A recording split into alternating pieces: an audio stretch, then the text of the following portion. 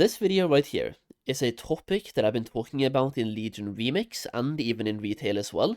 And I have not seen this video yet, by the way, so I don't know how they're fixing it, but the title is Blizzard are finally erasing WoW's black market spam by Bellular this time, okay? So, yeah, I mean, looking at this right here, I've made a couple of videos on this myself, and I hate it. You open up the LFG, and all you're seeing is want to sell a boost, want to sell a boost, want to sell a boost. What about just playing the game?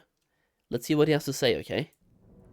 Blizzard have a plan to fix this, a group finder full of ads, but it's probably going to backfire. They've also decided to print tons of money again, which has surprising benefits for many people, and at the same time, you're being denied something extremely cool, and the add-on Apocalypse, or Disarmament as Ian perhaps a bit more accurately calls it, has taken a little bit of a shocking turn. So, welcome back to this edition of the Warcraft News, it's a particularly spicy one. It's no secret that the group finder is just a nightmare. At all times of day, it's flooded with these advertisements. Not just regular players offering boosts, but full-on organizations offering all kinds of services. WoW Vendor, for example, lists boosts here. Yeah, like, there's so many boosts. Like, it's one thing that are happening on third-party sites. I probably shouldn't stop here. Yeah, let me just give it a second. And when here. you go to their site, as instructed, it's, well, for far more than just Mythic Plus carries. They offer... Yeah, like, it's one thing that is happening on third-party websites that will basically never be stopped, and it's been here for a long time as well, and Discords are doing it, right? But when it's happening in the game, people just don't care anymore. And they probably don't care because they don't get banned anyways, or at least they get their money worth before they get banned. But it's like, if I open up right now, if I go to my gameplay instead of the React video here, if I go here and click on pre-made groups right now, and we go to something like dungeons, find a group, it's just like all want to, not all, but it's a lot of want to sell. Here, want to sell, want to sell, want to sell. There's definitely a bunch of want to sells here. What about raid? Well, actually, I'm on a level 70 characters, I can't actually see everything. What about custom? Here as well, anything that has this, like the voice chat, it's usually a want to sell. So here, want to sell, want to sell, want to sell, want to sell. Bro, give me some sort of option to filter this out, okay? Please. For everything, even including gold, and account sharing Mythic Plus runs for hundreds of dollars. Of course, both of those things are extremely against the terms of service. And these in-game ads are honestly a plague. I'm sure you can report them, but who wants to bother with all of that every time you play the game you're paying for? So naturally, Blizzard wants to end the problem, and they've got a fix for Midnight. Now, I say fix, but there is a little bit of a catch. So take a look at this. The Midnight Group Finder has got new playstyle options. They're for learning, relaxed, and competitive. Fairly decent options, and they basically mean you should know what to expect from the group. But then there's this other one. Carry offered. Now, in theory, all of these boost offers could go in here, and if you just untick that category in the filter, then bam, you've got yourself a lovely, clean group finder. Job done. Except that's kind of obviously not how this is going to play out, because these things are advertisements. Bro, why don't they just, like, you see, there's a filter button there. Why don't you just give us the ability to filter out certain words, or even filter away voice chat? I know, by the way, there are certain add-ons in the game that can do this right now. You even have the Bad Boy add-on, there's another add-on that actually takes away the voice chat. But yeah, like, why not add this as an in-game filter to be able to click or unclick voice chat? That way you take away everything that is using voice chat. And I'll take it one step further, add the ability for us as players to blacklist certain words that we never want to see. In which case, if I never want to see the word carry, anything involving the word carry will not show up to me. Or if I don't want to see WTS, so want to sell, if I don't want to see that, everything like that goes away from me as well. Or anything including the word boost, I can blacklist that word, and now no groups are showing up with that word either. They already have the filter button. Add the ability for us to filter out certain words. It's really not hard. I'm telling you, that's not hard to code. They are supposed to be viewed by as many many people as possible. So what will they do? Well, they're not going to pick the boosting one. They're just going to pick learning or relaxed to catch the people that they're advertising to. Yep. Right? Makes sense. So unless Blizzard starts filtering out the phrases that they all use, nothing's really going to change. And in fact, this might make things a little bit worse. Maybe the rub is there's no replacement for actual moderation. But here's the wrinkle in their plan. Now that offering a carry is part of World of Warcraft's own UI, well, this whole thing now just feels acceptable. Just like with, say, the trade services chat. Having carries and boosts be visible by default is a mistake. The thing is, they are just, like he said, they're gonna put it into learning. Because the people that they want to sell a boost to are the people that are learning. So if you're trying to find a group for learning a raid, and you spend 2 hours searching for a raid, you never get into one, you're just gonna be like, screw it, I'll buy a carry. This is gonna change absolutely nothing, and once again I'm telling you, adding the ability for us, the players, to filter out certain words, it will take about 10 minutes or 1 hour of development time from one singular unpaid intern. I think. New players are going to be greeted with incessant bot spam, and they're going to learn that paying to win is seemingly acceptable. Hopefully, Blizzard are able to eventually figure out a long-term solution here that actually hurts these black or grey markets. After all, Blizzard would far rather have your money instead. And on that, well, are you ready for another consumption opportunity? Our friends at Blizz aren't shy about using a little bit of psychological marketing. One of their favorites is, of course, FOMO, the fear of missing out. Almost every new bundle is... You know, here's the thing, right? A lot of people are saying that Bellular only makes negative content, and I can already see people see this video and they're like, oh, Bellular, you just hate the game. Why do you even play the game? You hate on it all the time. This is not one of those videos, man. Put on the store for a limited time, and that puts a little bit of pressure on you. Buy it quick, or you'll miss it. Well, that only works if we know that something is not coming back. You know, like how the Gilded Brutosaur has just came back. It is the $90 convenience mount, it's back, it's in the store, and it was last sold last year as a limited time special for WoW's 20th anniversary. So, another anniversary, another consumption opportunity. At least this time you know it's probably going to come back next year, so if you don't have the money or the gold right now, maybe that's fine. But it raises a question. Why would Blizzard risk playing their hand this obviously? Because FOMO doesn't work without the fear. Well, here's my idea. I think it's a bit of a comeback tour, where basically you missed it last time, so now you've got a bonus, special chance. Or maybe they're doing this because of player housing. Maybe they think the returning wave of players will be gigantic, so that's the right time to offer a very convenient, very exciting item on the store. You know, perfectly timed. But Yo, okay. Does anybody know where I get this Christmas tree, by the way, that he just showed? Because this right here, I need to have this in my house. I need to find out where I get this and get it ASAP. Exciting item on the store, you know, perfectly timed. But of course, housing isn't in just yet, so you may be wondering, surely everyone who wanted this thing bought it last year. The good news is we can actually go and see. According to data for Azeroth, 18% of tracked accounts owned the Brutosaur. That was, of course, until it came back, where now, after 1 week of it being on sale, that number is up to 21%. Now, data for Azeroth tracks about 1.3 million accounts. That means that we can do some napkin maths.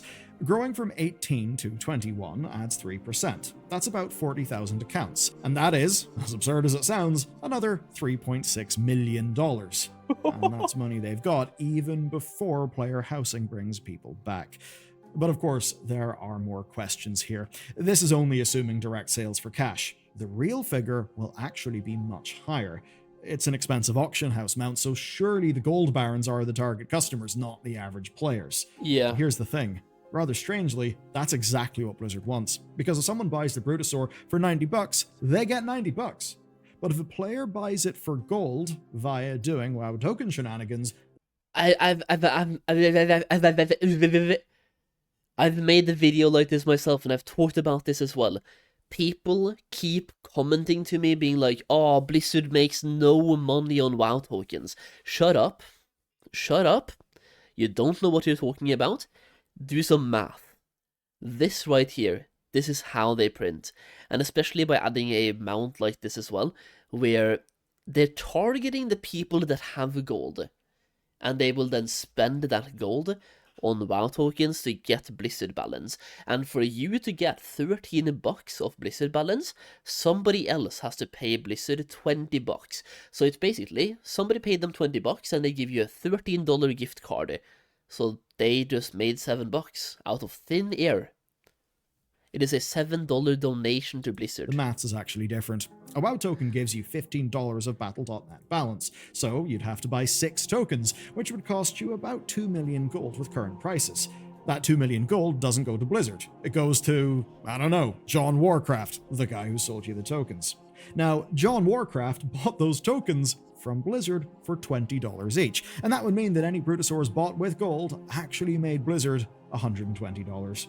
So, Blizzard have already made somewhere between $3.6 and $4.8 million from the Brutosaur this year at a minimum. That's based just on the accounts, of course, that are captured by data from Azeroth. And I think you can be damn sure that this will be back every year like clockwork, even if that's not very exciting. But what is exciting, though, is this new mount. You've never seen mounts advertised like this before. These are new fully customizable panthers that are so sick they got their own animated short. Isn't this one for China WoW, by the way? Like the Titanforged realm? Mounts we can't have. Yeah, it is. The Titanforged China realms, by the way, they even have their own version of Invincible, which is like a flame Invincible, or a raid Invincible. Invincible. The Lich King mount. And then now they have... Bro, why don't we have Titanforge for EU and North America? I am so mad. I'm so mad at you, Blizzard. Showing off their different forms as they face off against anime Dimensius. It's even got a Digimon reference, there's a banging 80s cartoon soundtrack, and it's honestly one of the best store mount promos that Blizzard have ever done. A little bit of a problem though. They're not done for us. These are mounts completely unique to the Chinese version of World of Warcraft, and as banging as they are, they're not alone. Ones, Classic in China is actually getting a regular brand new mount with a unique setup. Everbringer, the Deathwing style mount with whelplings that tag along as it flies. And not just for show, they're also a vendor and a mailbox. It seems awesome at first glance, as do the Panthers, but like everything, there is actually a bit more to this story. That's because these aren't store mounts. Not really. You see, these are parts of the Treasures of Azeroth event that's coming to NetEase's WoW, and like many of NetEase's other games, it's a gacha fest. Basically, Chinese players will buy treasure coins and they'll then spend those coins on random draws from a hefty prize pool. We don't know the exact details, but we do at least know this. If having to gamble hundreds of dollars is the price of these panthers, and as cool as they are, maybe you and I are better off with that. No, I'll take the gamble, bro. Somewhat gets to run WoW how they like over there, and while these mounts and the Titan Reforged servers do seem great, they clearly come at a cost, which is basically the type of business model that is a hell of a lot more acceptable in that region of the world. But still, these models exist, these mounts exist, and I hope they'll eventually make their journey to the West. You know, just with a fixed price instead. Over the beta, Blizzard have been loosening restrictions and add-ons. The feedback has clearly been flooding in, where players just want more customization, which doesn't go against Blizzard's goals, so naturally they've obliged. And most recently, they've opened up a few specifics. One is the cast bar. Add-ons can now see what a player is casting, and that means they can display a custom cast bar for you instead of Blizzard's cast bar. So that's quite nice. Then the second thing they'll be able to access is class resources. That's things like, say, soul shards. And here's the results of all of that, where, visually, it does look like class weak auras are back. You might be thinking, didn't Blizzard want to stop this sort of thing? Well, not this sort of thing, because something is very different this time. You see, in the middle, this is the cooldown manager. Blizzard's own cooldown manager, just that it has a different layout and a custom skin. At the bottom, there's a custom cast bar. The items on the left are just items on an action bar. And then here at the top, you see a custom resource display for soul shards. That's a function that Blizzard just let add-ons go and do again. And actually, Blizzard considers all of this stuff to be acceptable. And the reason why is that, yes, it may look like weak auras, but it's not weak auras, and it can't do many of the things weak auras could do, right? So none of this should be able to do any of the custom conditional logic. So if a spell glows or a resource glows, it's not because someone wrote very smart code in the community, it's because Blizzard said it should. as a part of how they've designed their game to be played and how they've designed their classes. So what all of this is just window dressing over what the base UI can do. But whenever I say just, I think that's kind of unfair. One of the things people love about add-ons is just customizing the game to look the way that they want. And this allows them to do that, which I think is a good thing. And honestly, I think it's a pretty solid landmark. I think this is the actual add-on disarmament that Ian was talking about, where now add-ons can handle customization, but Blizzard handles features. And because Blizzard handles features, they can make sure that those features are in alignment with the design of their classes and the design of their encounters. Though, of course, that's not to say that all of Blizzard's work is done. There's a lot of work to do in things like, say, the damage meters. And on that, we will have a breakdown of how Midnight's UI is coming along very soon. But in the meantime, Midnight's new lore has got a few interesting wrinkles that I want to warn you about. So, to get that, you can check out this video next. There we go. That was a good video, by the way. I do want to add, when he talked about the damage meters here, it was so funny to be a user on Twitter, or I guess we should call it X now, when Blizzard implemented this DPS meter, and they were like, this is an early version on the beta of the damage meter. And there were so many comments, even from like pretty popular community figures as well, like people in the community, right? Being like, oh, this looks like shit. Why is Blizzard removing add-ons and giving us this instead? Hey, yo, thank you for the follow over here on Kick, by the way. Like, people were freaking out left, right, and center and being like, oh, this looks like garbage. Wah, wah. And I'm just sitting there like, bros, chill. This is a beta, and it's Blizzard's first implementation of the damage meter. And now, like, a month later, they've made huge progress, and it looks 10 times better at least, if not even like 50 times better. It's a good DPS meter now, by the way, that tracks way more than just DPS. It tracks damage, healing, DPS interrupts, and way more things as well. And that is just like, this is not their main focus. It's not like all the Blizzard developers are spending 10 hours a day working on the DPS meter alone. They're doing a lot of things and still making progress on that as well. So yeah, like, people are freaking out because they saw the first edition of the DPS meter on a beta, by the way, and were like, oh, so this is what it's going to look like in Midnight, huh? I swear, people have no idea what a beta is at the moment. They see a beta and they think, oh, this is the final version of the game. It's crazy. I was just on Twitter or X seeing that whole meltdown, and I was laughing my ass off. It was great.